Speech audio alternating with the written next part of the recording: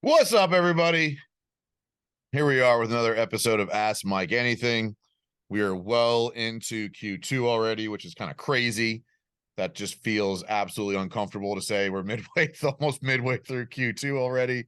But man, I hope you guys are having a great year. I hope you're having a lot of success this year. I hope you're, winning in ways you could have not imagined. And honestly, I hope you're struggling in some ways you couldn't have imagined, so you can evolve and learn and fail forward. Success in life doesn't come without struggle and failure and mistakes. Losing is not the same as failing. It's been a common theme even on my own team where, failure is part of the evolution. It's expected. Failure is expected as part of the journey, but losing is giving up. Losing is not trying. Losing is not evolving and staying the same. And we refuse to be that around here. So we appreciate you guys continuing to engage and listen and watch and guide and ask your questions so that we can keep doing this, because we can't do this without questions from the audience. So please continue to share those, DM them in. Don't be afraid to ask a stupid question. They're fun for us. This is fun for us. There really isn't a question you can ask. If you want to get personal, you want to get family, life, business, being a man, being a husband, being a father, whatever, we want to ask all those. We want to answer all those questions. So don't be afraid to ask whatever you're thinking or that you just want to hear my perspective on, so we can get it on the episode. Nate, how are you today, sir? Man, I'm doing great. Fruit Ninja. And watch out, here I come. We're on the roll with these dad jokes. All right, well, let's see if I do better on this one. Hey, Mike, what kind of shoes do ninjas wear?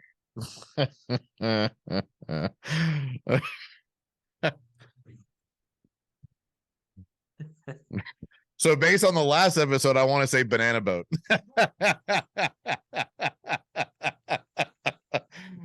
I just said it had more ninja in it. What? Actually, really. What is it? Oh, they wear sneakers. Because they sneak around. Because they sneak around. And they teach people how to do splits. This is great. Banana splits specifically. Got it. From the Fruit Ninja. Perfect. Sneakers. First question. Nate, how are you, man? I'm doing great. Just enjoying the journey right now. So when this airs, my kid will be over 6 months. So these past 6 months have been wild. Have you has time sped up for you a little bit? Like, does time seem like it's going faster now that you have the added responsibilities and distractions of a child? I would say yes, for sure. The time was already moving pretty quick, but I feel like it kicked it into high gear for sure. Well, because you get into more of a routine where, like, you just because you have like the feedings and the diapers and the routine tends to make time go faster because days start to tend to run together a little bit. Correct. So slowing down time is intentionally doing things that break your routine. Yep. It's how to be more aware of time passing. But it's good. It's good to have that and have the morning routine. Like right now, recently, because she just moved into her own room a couple weeks ago and is sleeping in her own crib, own bedroom. So I go get her up at 7 and take her back into our bedroom for her to eat and stuff. But to go in there with her asleep and just slowly wake her up, and she's already sleeping on her stomach, but she'll like roll over and smile at me and just be like the sweetest she's going to be all day for that moment. And it's just like the best Dude, thing that's ever. that baby stretch when they're waking up. Yeah. When they first like wake up. Thing ever. Yeah. Shut up, Mia. It's cute. Great. You know exactly what I'm talking about. It's so good. Please, Cooper, please make sure that that's on that video needs to be on the internet somewhere. Mike stretching like a waking up infant. No, it's great. And so she sleeps in a sleep sack, and so I unzip it, and when I unzip her out of that, that's the first thing she does. Every time. Every time. It's great. Can you imagine sleeping in a sack like that as an adult? Just being stuck, not being able to like scratch your own face. Could you imagine? It's kind of how I used to sleep when I stayed in hostels and backpacked. Is I had a sheet sewed into a sleep sack. Not the same thing, or a tight mummy sleeping bag. Doesn't Nate have like, it's like, how many lives has Nate lived? Beekeeper, hedge fund manager, contractor, coffee roaster, backpacker. Do a little bit of everything. That's just I scratching the tried it all surface. till I found what I like. So We talked about that a lot. All right, what we got? First question. Zach Carpenter asked, what is the process of finding and fine-tuning your purpose? You know, this kind of blends into the last episode where it's just like, you gotta get more experience. I think the short answer to that problem or that challenge or that question is just go get more life experience, go meet more people, go have more conversations, go volunteer more of your time, go invest more of your money, you know, by like, you know, donating it even. Go pick up a hobby like me building this RC car from scratch, like uncomfortable as shit, broke it in 13 seconds. But you know, like I learned a lot about like, okay, I do like tinkering because I've never been like a puzzle person. I've always struggled like sitting still, but this is something like a couple parts can come in. I'm adding those parts, you know, for 30 or 45 minutes and I get excited about the next day. And so like I'm learning, I really love watching it come to life. And so like I'm viewing this as like MJ's helping me a little bit. So maybe one day I can help him build one. And then like, but I can see how like, oh, maybe one day me and MJ like build a car together. Like, why not? Like, why couldn't we remodel a car at some point or like really trick out a side by side, right? Like take one of these Polaris Razors we have and like change out the suspension arms to something stronger. Like that's something MJ and I could do right now because I toyed around with an RC car over the last 2 years, right? And Correct. so I just think experience, and that doesn't like relate to my purpose right now. I'm using it as an example of more experience helps you eliminate things that are not your purpose and find more details that accumulate into your purpose is my opinion. More experience. Anything you would add to that? I mean, we've talked about this a couple times from in different ways, but anything you would add to that from a purpose finding or fine tuning process? Yeah, I think it is a developmental process that's not it's not like I'm gonna sit down and figure out my purpose. That's not Yeah. gonna work. You can't do it that way. So I think it has to be through a journey of action and activities and trying things, doing things, talking to people, just like you just said. And then eventually you're like, oh man, this is it. Like this is what I was built for. And then And I even think that that's will been for me. evolve. You know, even once you find it, there's nuances to how you even do that part of it. You know, Correct. so It, it's it always will ever evolving change. based on experience. So Yeah, modifying, dialing it in even more, transitioning, seasons of life. So there's a lot of things that play there. So I think look, good this might be a question, little tough off question. topic. I mean, I think it kind of aligns real quick, but I think a lot of people hesitate on the experience because like they have this internal dialogue of what they're capable of. So they don't take on new challenges. They don't take on new experience. Oh, I can't do that, or that scares me, or you know, why would someone want to do that, or how can I pull that off? I don't know that. Like, I didn't know how to build an RC car. I just started, right? And I think so many people get hesitant on the action of experience, like gaining experience because of their own internal dialogue of what they're supposed to do, what they're capable of, or how like you see this happen a lot in like corporate America with like the golden handcuffs and like, well, I can't leave this, you know, insurance. Like, Yeah. fuck, insurance ain't that fucking expensive. It's just not. Okay. It's not expensive enough to stop you from going and chasing your purpose. That's how you see so many people in corporate America just stuck in miserables because they feel like they can't leave. Correct. And then they have no purpose because their purpose isn't the corporate job. Like no one's purpose is to work in middle management. No one. No one. So I think that stops a lot of people from getting the experience they need to determine what their actual purpose is. Yeah. I mean, it wasn't that long ago as a species that like jobs weren't a thing. Like, think about that. Like, we're only we're 150, 200 years ago. It was what value can you bring and what do you enjoy doing for the survival of our clan? Yes. Right? Are you a hunter or a gatherer? Like, that was it. If I you mean, can't do that, millions get of out of here. years. And so, like, this whole concept of like what you can or can't do or what schooling is supposed to like school as we know it's like 100 years old. That's it. Industrial revolutionary. Right.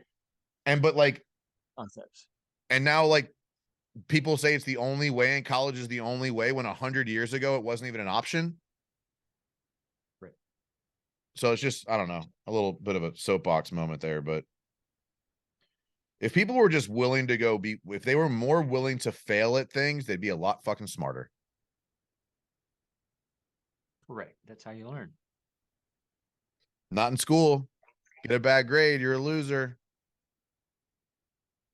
Stupid. All right, move on. Next question. Antiquated systems. Very. Justin Rogers, who might be stuck in middle management, asks, how do you quit your job?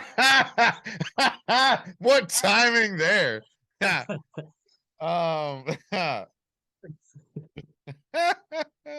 do you quit your job? That was his question? How do you quit a job is what he asked. And I know nothing about him. He's probably not in middle management. I don't know. I know the name. I don't know him well. I mean, short answer is like, put in a 2-week notice. Like, how basic we want to get here with this. I think the question is more like, how do you prepare to exit a job and chase a career, right? Like, or a business, or an entrepreneurial journey. Like, I'm going to take this question without more context as, how do you quit a job with the intent to become an entrepreneur? Like, that's how I'm taking this question. Because how to quit a job is pretty simple. You just quit and go get a new job. But if it's like, I want to quit a job so that I can chase entrepreneurialism,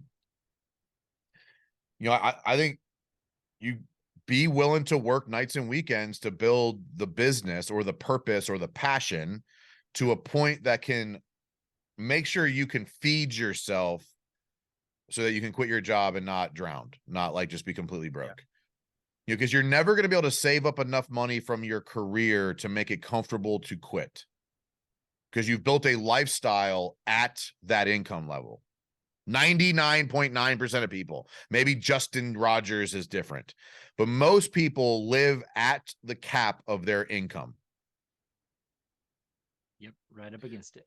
So there's not going to be enough space there for you to save up enough money to build a nest egg that makes you feel comfortable. So if you're not willing to work extra nights, weekends, get a second job, do some moonlighting, fucking build some shit for Etsy, go clean someone's house, like go cut some yards. Like, as long as you're too proud to earn it, you'll never have it.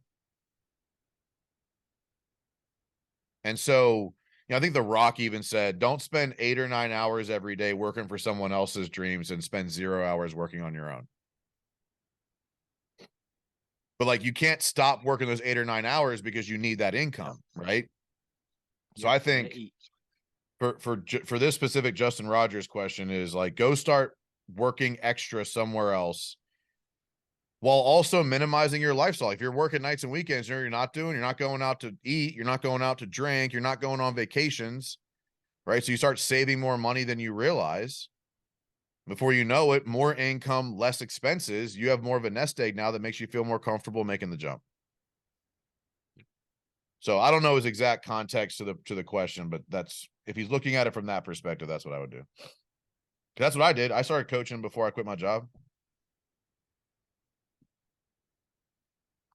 Well, Justin, in middle management, definitely try to get fired so you get unemployment to fund your. Oh, that's a terrible. Oh my God. Dude, there are business owners everywhere right now just fuming at that answer. Nate does not speak for all of us on the Ask Mike Anything and they can episode. send me some questions. Why do you feel that way, Nate? No, definitely though, when you're transitioning, out of that corporate environment or working for someone else and going to build your own thing, like moonlighting, building on the side, proof of concept, like, it is a bad idea to not have some of that figured out and quit today with no plan, with no cash reserve. So either have huge cash life reserves and minimize your lifestyle so that you've got burn rate for 6 months, or moonlight, proof of concept, pivot, experience things, because there's a lot of hours in the day that we mostly squander. Yeah. And so that's definitely the I time think to go. 6 to 8 months of cash reserves on your monthly overhead expenses as a human, as a person, yes, I think would be a good bucket to say, I have nothing in place, I'm quitting anyway. If you don't have that moonlight build it on the side until it is bringing enough Yep. revenue that makes it make sense. Last question. Terry Mothershead asked, what are a few ways that you move forward from friendships that you have outgrown? Is it always going to feel like a breakup? Yes, forever and ever. I miss Terry. She didn't last long, but she was fun. She wasn't as good as Mia though.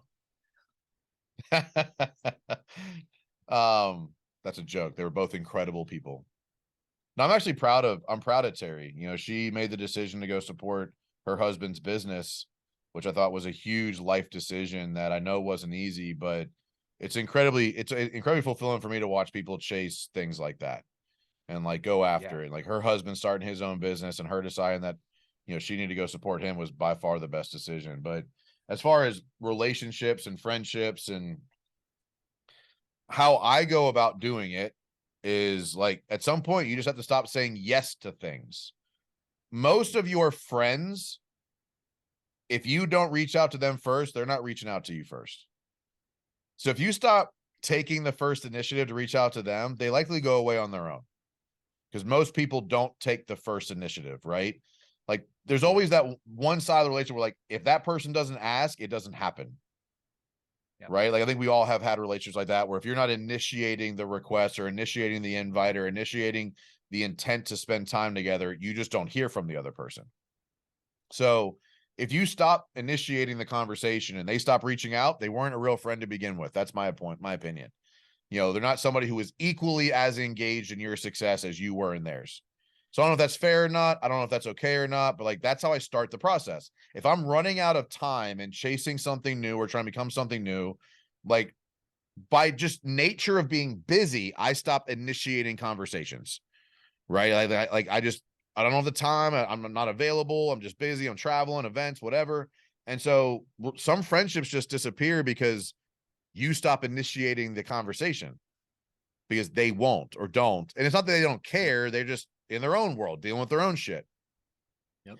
But when it comes to people who are a bad influence, where they rather drink on Friday nights than work out, or like they just have a bad aura about them. They're just negative all the time. Like sometimes you just be like, I've said to people, hey man, like your negative energy is just not what I need right now. So like if you can't be somewhat positive, like I'm just not gonna be able to hang out with you anymore. Because some people just get together just to bitch and moan. Like that's their only reason to get together. And this used to really bother Tiff because I used to have some friends. We would get together. The men would go over here. The women would go over there. When the women separated from the, this is before Tiff and I were even married. When the women would separate from the men, they would just spend all afternoon bitching about their husbands, thinking it was like a cool thing to talk about. And Tiff was like, I don't like this. This isn't fun for me. And so we just kind of stopped. You know, you say no a couple times, you kind of stop getting invited anyway. Yeah. It doesn't take many no's to stop getting invited. But so I just say, like, stop initiating the conversation with certain people and see how quickly they go away on their own. And others, you just have to say, hey, I don't like this. If we can talk about something else, I'd love it. If not, I don't know if we can hang out anymore because that's just the truth. And others, you have to be more like specific. Like, I'm just not hanging out with you right now. Or I don't want to go do that thing. I don't want to go on a guy's trip and drink all weekend playing golf. Like, that's just not fun for me. I'm glad that's fun for you. It's not fun for me. And then they kind of exit stage left too. Like I used to go on a guy's golf trip twice a year. I was on 75 hard for one of those trips. I brought my own food and I didn't drink. I didn't get invited back after like 7 years of this trip. One trip I didn't drink. I stopped getting invited back. So it's just like, okay, then like they chose for me that they weren't my friends anymore. Yeah. And look,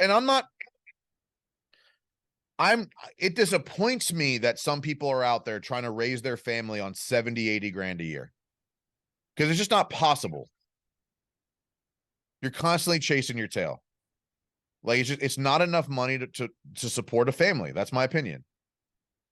But they're happy there. Cool.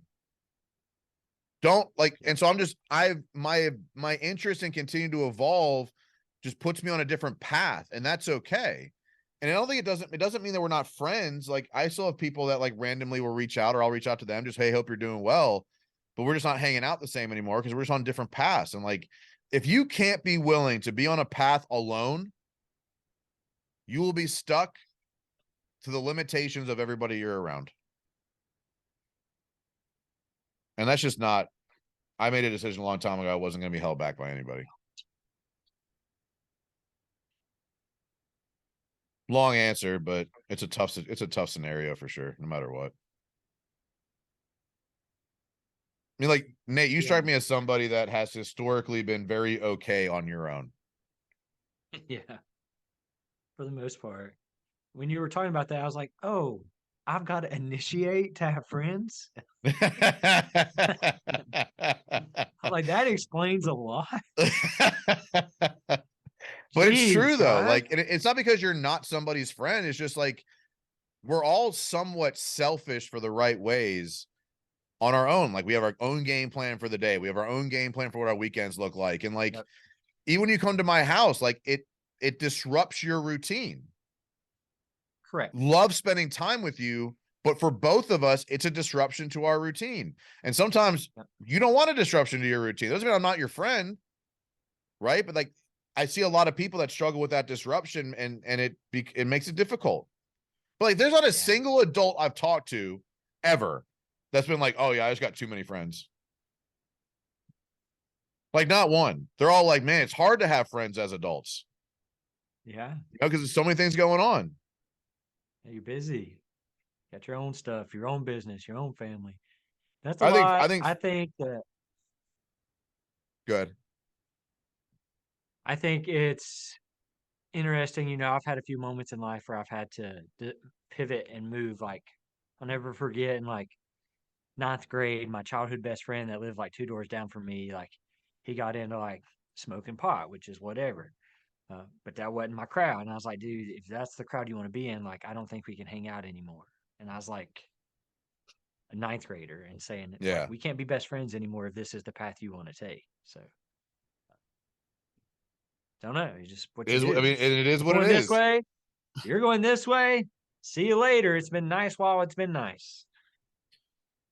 And I think, like, if I look at my life, there's been like seasons between friends, right? Where like this season I have time to be present with this group, so I build friendships, and then I have to move again to the next season. And in the transitions, when you lose the friends, and so there's a period of the journey between seasons where you are friendless. Yes. And then like when you get closer to the next season or the next level or the next accomplishment, whatever, then friends start like showing themselves again. But when you're on that journey of growth and evolution and change and hunting and really trying to become something more new, you're going to shed friends and you're not going to have new ones yet until you fully evolve into the butterfly. Right? Like when you're in the middle of that evolution and change, you don't have anybody. You're alone. You have to be, for you to go through the changes and evolution and maturity that you need to go through to be able to be ready for that next season. So I think that's a really hard part for a lot of people, is to be able to be willing to go on that journey alone, because it does suck. There's no, I mean, it's not a good thing. It's not fun. It's not enjoyable. It's just necessary if you're going to try to continue to evolve and grow. Yep. Part of it. Is that it? Is that 3? That's 3, man. Awesome, man. Great work today. Great work as always. Awesome questions. The dad jokes. I'm now 3 for what? 4 to 38. Yeah, 38. Perfect. 3 for 38. I still think, I don't know if it was the fruit ninja or the hey, here I come wave. The waves one. What does the wave say to the beach? Here I come. Watch out. But Nate, these are fun, man. But yeah, like, before you know, let's try to plan something special for the 52nd episode when we get to that 1 year mark. Yeah, we obviously got, you know, a couple months before that, but that'd be cool to do something special for 52. Well, as always, guys, Nate, thank you so much. I appreciate it. You guys keep asking the questions and we'll keep answering them so that you can win fast and win often.